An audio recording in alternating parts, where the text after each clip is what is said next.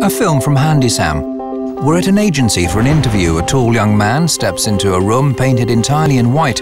He greets a woman in a wheelchair, dressed in white and sitting at a table. I'm applying for a job here. The ceiling height's 1.6 meters. Well, you don't have your own chairs, so you can take the stool from over there. The young man sits down on a white stool in front of a table. Yes, it is the job of post clerk that we're recruiting for. Uh-huh. And do you think you can cope with this as efficiently as the rest of us? Yeah, I think so. Of course, you won't get the same pay.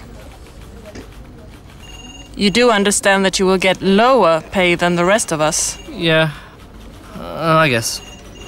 Well, fine then. Now we're in the lobby. Have you received that J3 form yet? No, we'll get it next year. Typical when you work at this place. Everyone there's using a wheelchair. The postal clerk comes in with a trolley. He stoops over to avoid hitting his head on the ceiling. He goes into a room to deliver something. The manager and a colleague watch him come out and hit his head on the doorframe. We really have to get him some kind of aid.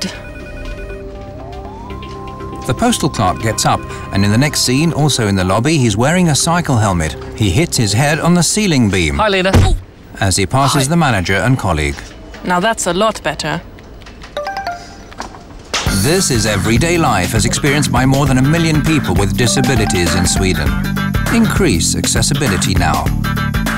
We're now going to meet 4 people who will be telling us about their experiences of applying for work and their disabilities. My name is Torbjörn, and I have reading and writing difficulties. If you have a hidden disability like this, one always faces the question when applying for a job, whether I should say that I'm a person with dyslexia, or whether I should just keep quiet about it. Hej, jag heter Kai. Hi, my name is Kai, and I have a mental disability, which is an invisible disability. If I, as a private individual, a former mental patient, call somewhere and say that I want to apply for a job, and the next question is, what have you done previously? I have been mentally ill. I wouldn't recommend that anybody does that. Hello, my name is Anne, and I have serious visual impairment. I worked as a political expert for the former government and lost my job following the election in 2006. And then I had to register at the employment office as a job seeker. And the first thing they told me was that they wanted to register me as a disabled worker. My name is Inga Lill, and I'm allergic to many things. I'm also the chairman of the Swedish Asthma and Allergy Association.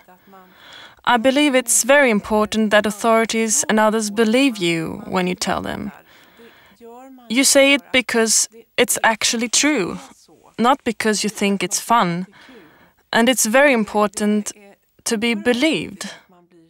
This is my experience both as a parent and also as a person with allergies myself. To be believed.